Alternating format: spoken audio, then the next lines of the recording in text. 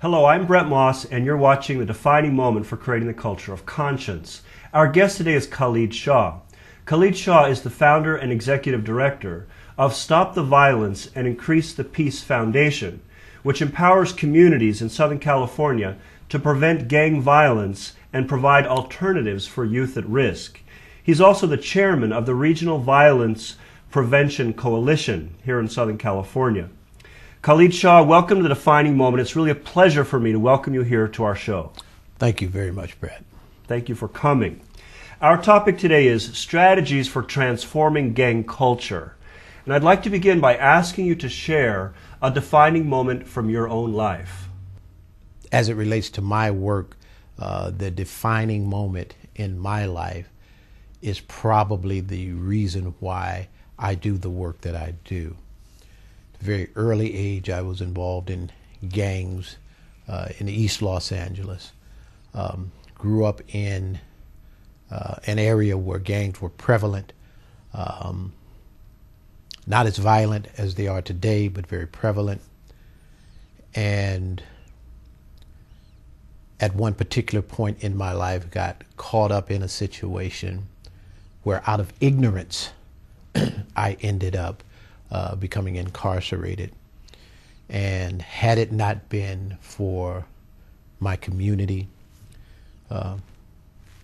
law enforcement, people in the community, clergy, and the love of God, I probably wouldn't be here today. As a result of that, I promised that if I were ever given a chance to do anything that I could do in order to make sure that no other young person suffered what I suffered out of ignorance, that I would spend the rest of my life doing that, and that's been over 30 years now. So I think the defining moment in my life is what brought me here. Yeah, beautiful. Thank you so much for sharing that. I really appreciate that. Why are so many young people involved in gangs? Well, Bret, that's again, an interesting question, and there's not just one answer.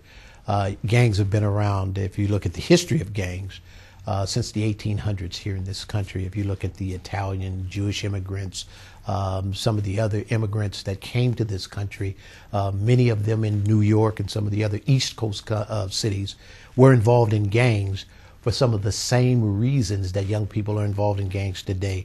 Mostly alienation, many times not being able to relate to their parents, having socioeconomic differences with the larger society. Today, young people have the added burden of having to grow up in what we call a culture of gang activity, a culture of gang violence, which makes it that much more important that we understand the root causes of gang violence in the 21st century as opposed to in the past. Yeah. Okay. Can you say some more about what is it that influences a young person to join a gang? The influences today come from a number of things. Whereas it used to be just peer pressure, today I would think the most important thing that causes young people to get involved in gang violence today is economics. Whereas at one point, young folks were involved because they were pressured by their peers to get involved. Today, gang violence is a business. Youngsters want to make money. They go get together with their friends down the block. They're making hundreds and hundreds and hundreds of dollars a day, thousands of dollars a week, selling drugs and doing intimidation. It's almost the employment piece in many of these communities. Then additionally, it's really a cool thing to do. I talked about the culture.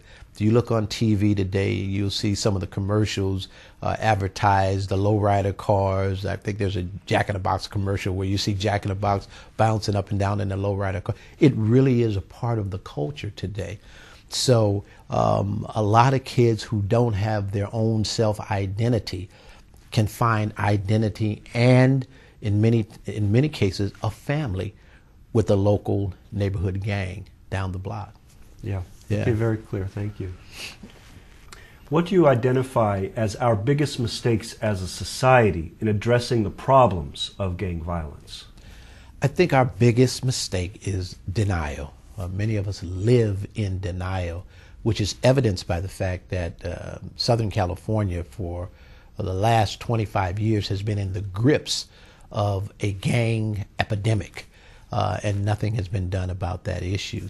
Now, any other epidemic on the face of the planet Earth, we'd send all of our resources, all of our time, all of our money, troops, National Guards to deal with that epidemic. So I would have to say denial. And then on top of denial, misdiagnoses of the problem. For years, we've spent millions and millions and billions of dollars actually addressing the symptoms, locking more of our young people away instead of addressing the core value and the core reasons of why young people are involved in gang activity. What have you found to be the most effective approach in working with gangs to prevent violence? The most effective approach that we found today, Bret, has been the growing number of collaborations that have finally started to come together across this issue. Clearly, no one agency, no one situation can deal with the multiplicity of issues that affect gangs and gang violence. Usually, if you find a child who is involved in gang violence, you can trace back some of the symptoms to something going on in the home. So that's a parenting issue. If you find parents who are not parenting very well, you may trace that back to some economic issues. And if you find those economic issues which gird or undergird some of the reasons why those parents and young people are out there anyway, you see that there's a multiplicity of issues tied to that one family. So what we found is that when we bring all of the practitioners together under one roof to basically look at a problem, look at a family, look at a situation, and to be able to diagnose that and then create a treatment for that particular problem, we get the best results. Okay, good. And Yeah. what kind of treatments have you seen that are effective? 2001, 2002 Juvenile Justice Crime Prevention Act was implemented through the Los Angeles Probation Department, basically pulled together the model that we're talking about. That particular model addressed bringing parents together. That particular model brought probation officers and law enforcement officers together. It brought clergy to the table, community-based agencies. And instead of doing a traditional assessment with a youth that might come through, say, for instance, Stop the Violence Foundation, what would happen is a whole team of individuals would sit down at the table and make that assessment. Additionally, what would happen is that collaboration would also meet monthly or weekly to address other issues in the community that might be impacting the issues of violence and adding on to the issues of gang violence in the community. Collaborations are the biggest and the most important, in my opinion, tool that we have today to address the issues of gang violence. It is just the right thing. You get young people who were former gang members on the streets who may not be able to articulate the issues.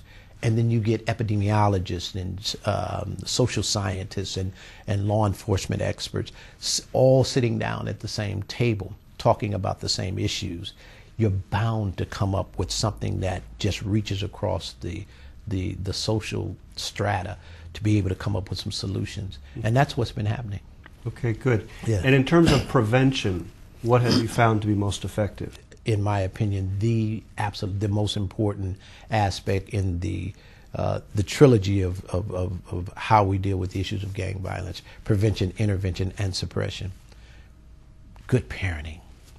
Just being a good parent, being a loving human being,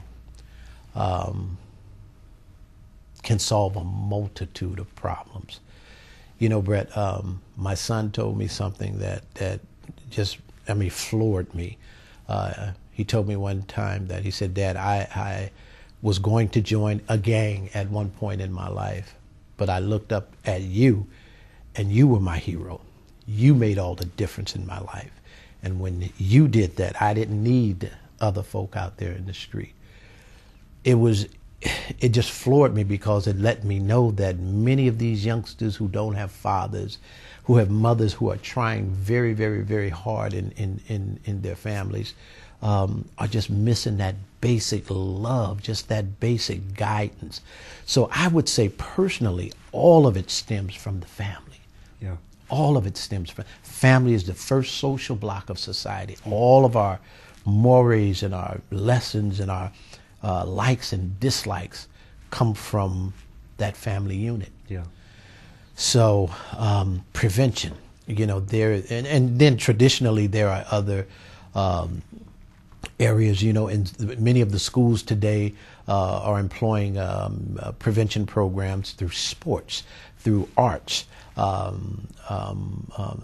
anything that would keep young people occupied during those critical hours. Especially, I think there was a national survey that talked about the critical hours for kids between 3 and 6 o'clock are the most important hours. Between those hours, young people are more likely to either commit crimes or be the victims of crime between Monday and Friday of the week. So, it's just important. So all of those things are important, but in my opinion, that family unit, being able to keep that family together, is probably the most important thing. Okay, and for the young people that don't have the benefits of having a father Right. at home, or even necessarily having a mother who's in a position to really care for them, Right. What's available for them? Programs like Stop the Violence, Increase the Peace Foundation, programs like the Boys and Girls Club, programs like that exist in many of our local churches and faith-based institutions that will undergird and look after some of those young people.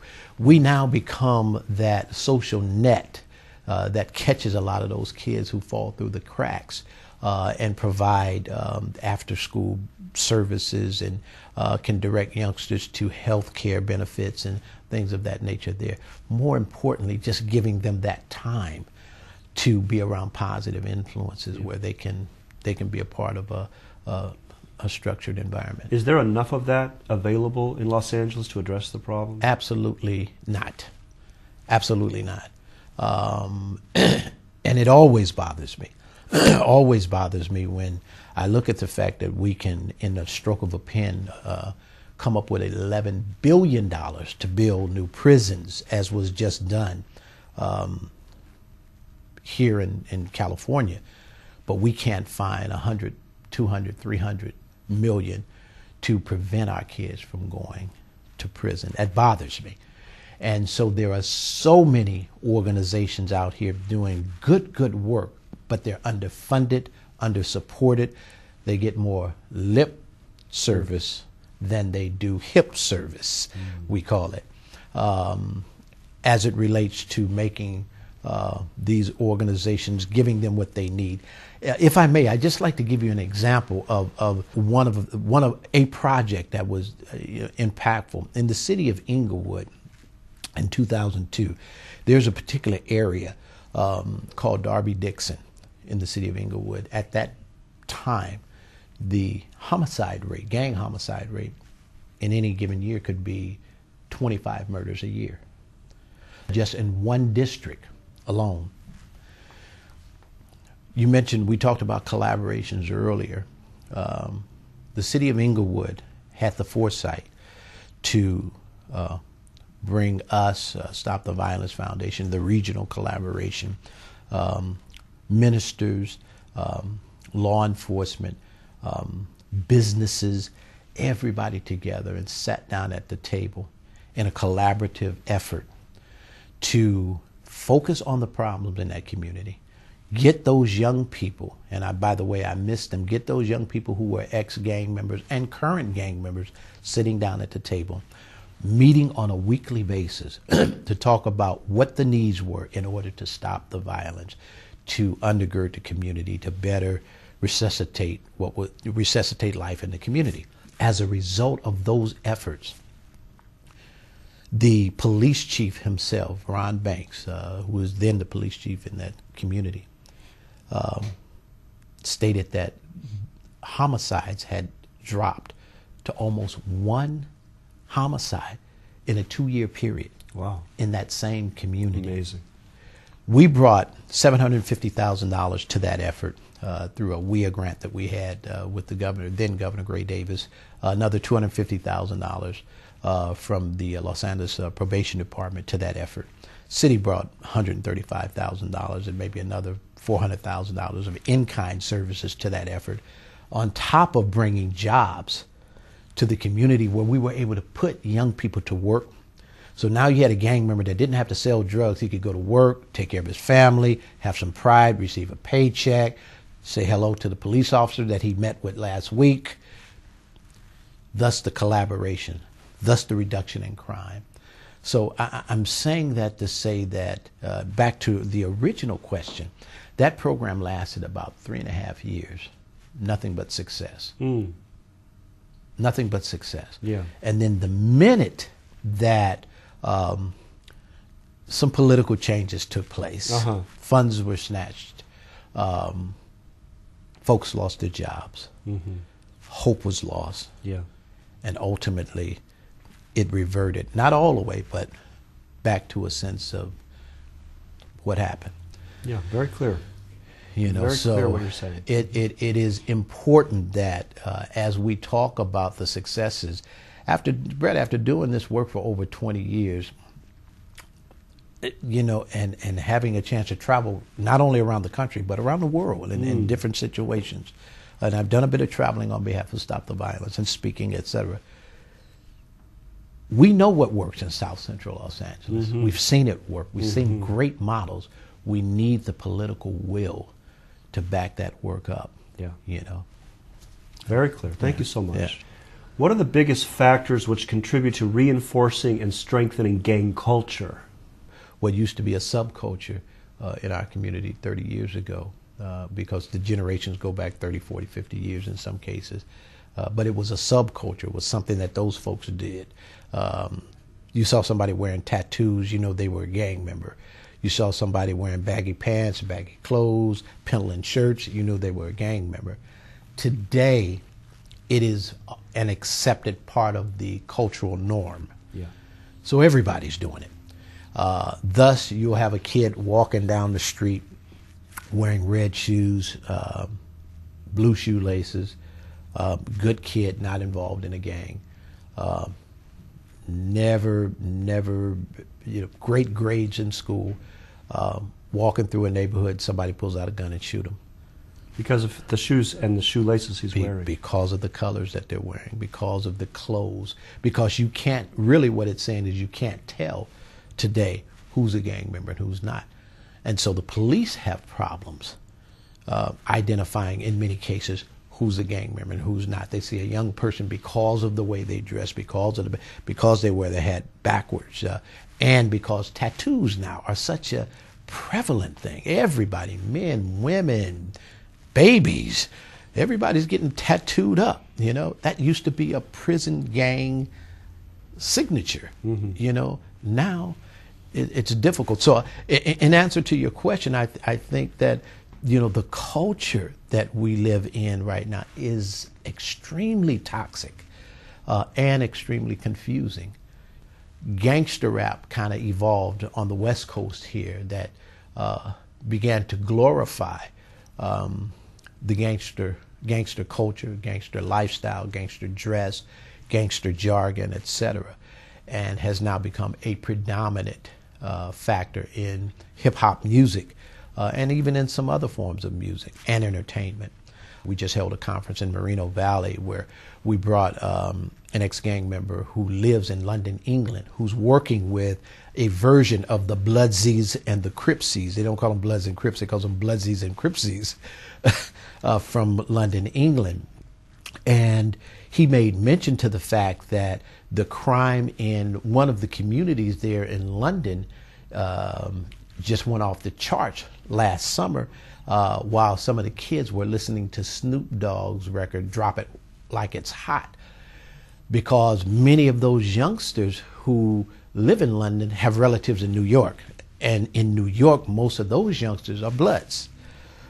So the influence is not only for a community in Los Angeles or locally in South Central or even national. It has now become international in scope and is affecting many people. So I think the culture and the genre of gangster rap has created that reality. Mm-hmm. I also understand that a lot of the corporate influence of the music, it actually doesn't have its roots here in America. Absolutely. A lot of it has its roots in Europe. So European corporations are profiting on the backs of the lives of the people here in South Central. Billions and billions and billions and billions and billions of dollars, you know, and they never even see the effect of what they're doing except on CNN and some of the statistics. But it is having an effect. And kids, you know, one of the youngsters that I worked with at one of our Inglewood offices one time told me something that scared me. I mean, just blew me out of the water. He said that they used to ride down the street loaded, you know, under the influence of cocaine and drugs and these 8 balls of drugs, right? Listening to Tupac Shakur's version of Hail Mary. Hail Mary, ride or die. The lyrics have a rhythmic, spiritual, religious tone about killing under the influence of drugs. And some of them would actually go out on missions, as they call it, you know, to shoot a rival gang member, listening to Tupac's version of Hail Mary, ride or die. That's how powerful the influence is on our kids, you know. And for folks to say that it is not only, in my opinion, in denial. I think it's almost criminal. Yeah, because they know. Okay, very clear. Thank you so much. From your vantage point, what possibilities are you able to envision for transforming gang culture from being something violent into something constructive? First, I just like to give praise and thanks to our Lord for, you know, just blessing us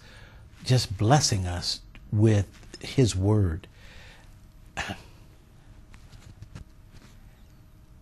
And it's hard to describe what I'm feeling, because what I'm feeling is optimism based on His Word.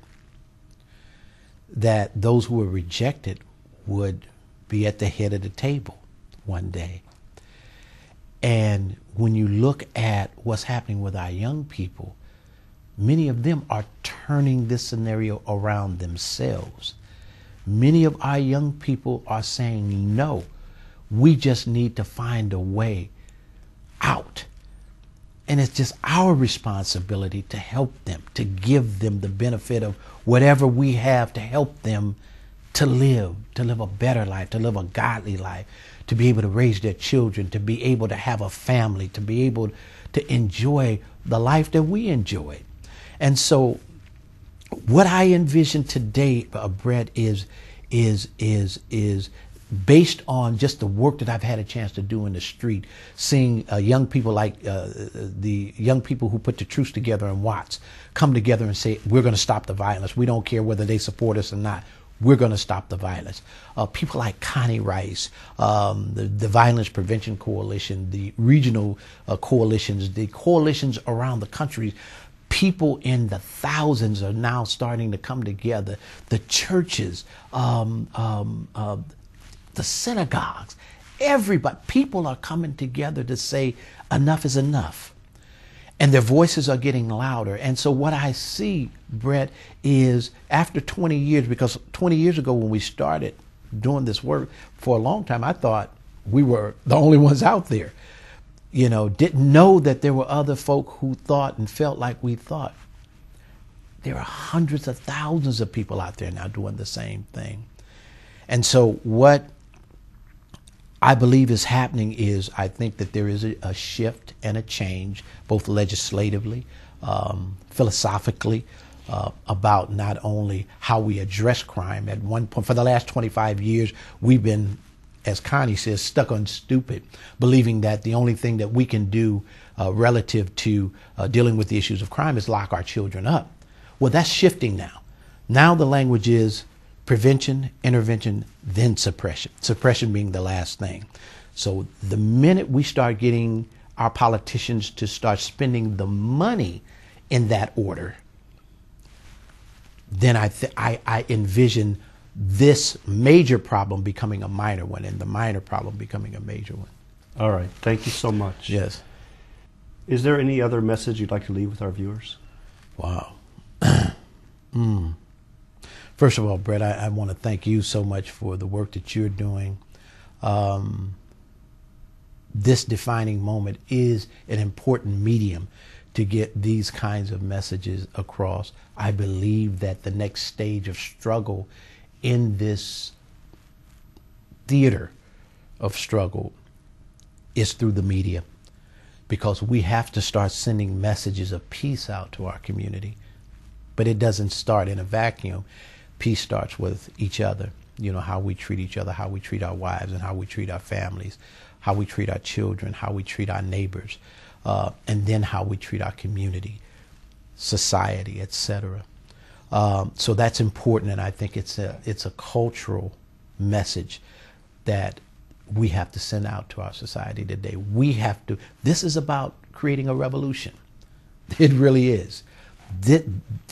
You know, somebody said the revolution would not be televised. I think that was a record that came out in the 60s or the 70s. I think most people agree today that the revolution must be televised. Wow. Yeah.